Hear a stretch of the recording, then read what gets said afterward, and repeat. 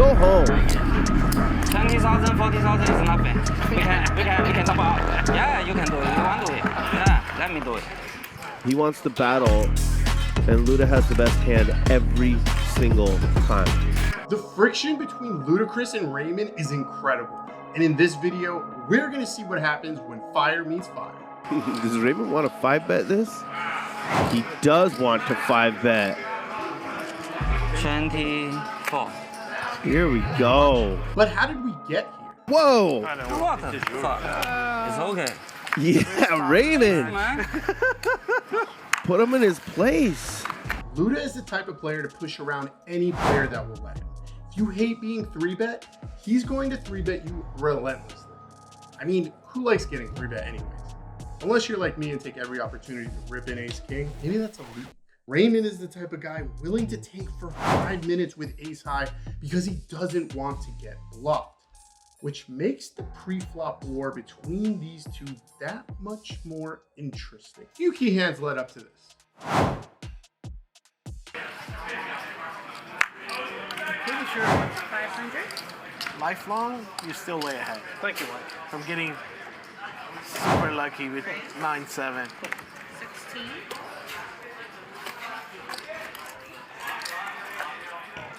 Look, Santa, I really wanted to fucking 4-bet his ass, but Out of position, this deep, you just call with 10s. you didn't see that? Raymond thinks otherwise. Yeah. 4 bets to 5,500. Have fun the rest of the way, Raymond. So if I'm being disappointed, I'd rather see it from the get-go, right? Like, fuck it. All right. I'll take any glimmer of hope I can get. So a note on pre-flop, DGIF says it too. Makes for a good calling hand. You're under the gun. You know, this usually should be a pretty strong 3-bet because the player knows you're under the gun. Also, there's no dead money in between. Most importantly, you're quite deep versus a wily coyote type. That's what we're gonna call Luda Chris. He's a wily coyote. So usually you're gonna call and just take a flop here. But when Raymond goes, he goes for the 4-bet. So let the war begin. Luda's in position. There's at least there's the ace, and Raymond is in a lot of trouble now.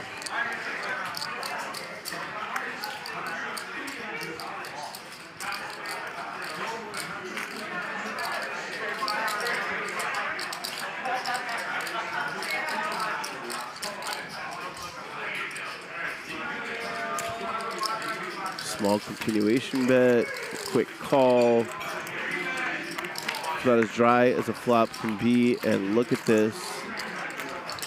Luda picks up the nut flush draw to go along with top pair. Raymond is drawing to the ace of the 10 of hearts only. We get to this turn, and it's a savvy check by Luda Chris. You could also go for 1/3 here. It's kind of an annoying size to call, especially if you're up against somebody that can bluff. You don't really want to just fold and let them bet like a really wide range if they're betting 1/3. It could be super annoying if you're up against a guy like Luda Chris to be facing a 1/3 size bet on the turn. But then again, Luda might be like, hey, I want to make sure I don't get check raised off this hand. It's not a bad check. You go either way.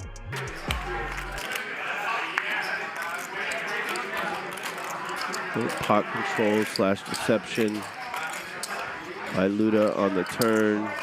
Raymond will eventually check. Luda's deciding, do I make this look like a bluff, like I floated? If so, I want to go big. Do I just give him a good price and hope to get hero called by a hand like pocket 10s? Luda almost pots it. 15 into 18-1. He played this one face up against a tough player, and he did it out of position after bloating the pot pre-flop. There's the payoff. Yeah.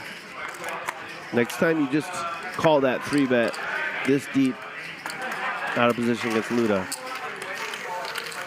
So Raymond doesn't like getting bluffed. And as we can see here with this bet, Luda's going for value on a later street, which is now the river, and he played it like it could be a bluff. I think Luda here played it really well versus this villain and the range he thought he was up against. You know, this is what makes deep stack poker such a unique game. Luda 3-bets king deuce suited. Queens a much stronger hand than tens at this depth.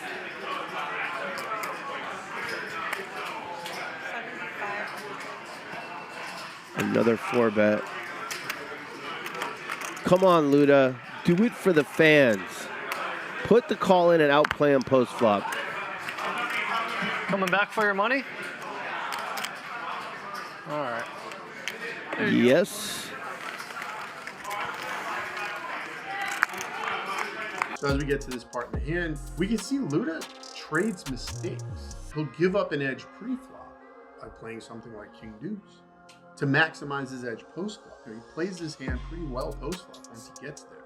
You know, you can play pre-flop police and be like, king deuce suited, calling a 4-bet. And yes, you know, he got a flop that was quite favorable. Usually he's just like money on fire there. But when you're playing deep stacks, you know, sometimes conventional wisdom just goes right out the door when you think you've got a handle on somebody. But it's cool to see. It's cool to see Raymond, you know, fighting back still. He's not a pro. He's not claiming to be, you know, anybody special for this game. He's just there to, you know, be there. But he's not going to be picked on.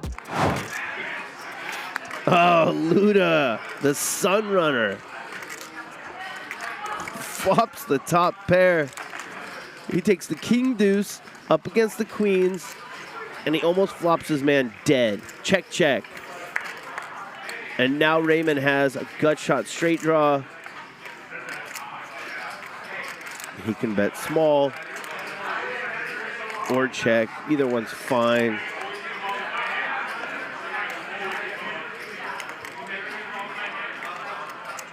$15,175 in the middle. Luda bets 9K. Does he ever turn these queens into a bluff? Nope. Just gonna call. Very understandable. Action killer on the river.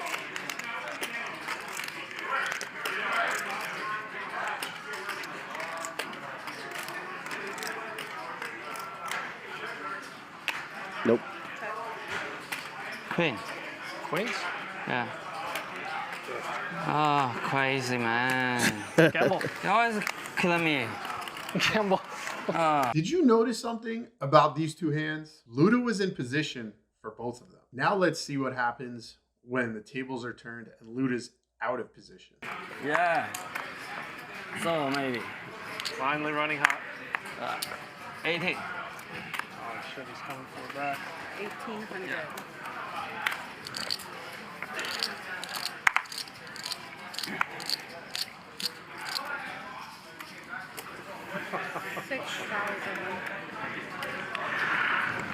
These two are going to go at it.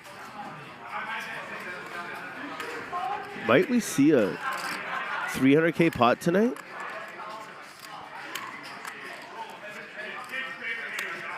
Luda is sending the message to Raymond.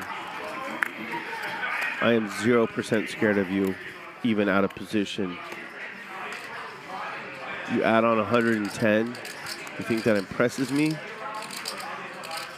It's Tuesday night on Hustle Casino Live. This is my house. Does Raymond want to 5-bet this? He does want to 5-bet. 24. Here we go. 24? Yeah. 24.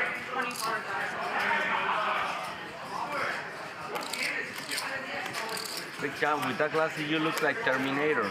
Two alphas doing battle. Are we gonna see a 6-bet? And Big Chan look like Terminator. With that glasses.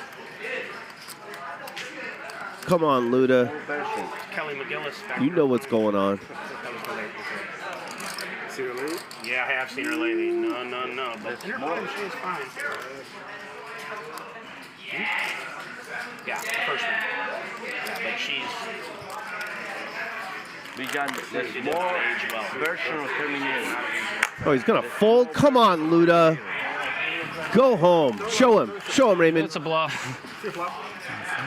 Go home, Luda. Oh my god, this is gonna hurt me. Don't even know who you are anymore. Put a 9 out there. Oh, the nuts. That's what you get. Shut up, Mike. Shut up, Mike. That's what you get, Luda. Fucking stupid. Thank you, Raymond. Go home. 20,000, 40,000 is nothing. We can double up. Yeah, you can do it. You want to do it? Yeah, let me do it. Whoa. What the fuck? It's okay. Yeah, Raymond. Man. Put him in his place. Luda, give him your CVS bag. Many 100,000. This is his show now. It's, yeah, come on. Fuck. Should I give him one more chance? Good end, Raymond. It's not good. You always do this. Is it? Fuck with For it. me, you know? I had a big hand. Fuck. Come on. Go home, Luda. I have big hand too. Pocket queen. And you have king deuce. Come on. Maybe next time you have aces and I have nothing, but I win. Come on. Oh, Raymond, you got. You can do it and I you should get have lucky. folded there. Oh my god. Hold on. Right? Let me focus. I I can have do to it. stack Nick real quick. Position is paramount in deep stack poker. It gives you an element of control that being out of position does not. As we have seen, Luda Chris is willing to open up his range pre-flop with some interesting holdings against Raymond, but as soon as Luda feels the heat and he's out of position, he's willing to fold. 9-9 was the strongest hand he bloated any of these pots with, and in this example, he dumped it because he knew he'd have to play the rest of the hand out of position. Take note of this scenario next time you're in a game with someone who gives you a hard time pre-flop. Do they shy away from spots out of position? Your reconnaissance mission starts now.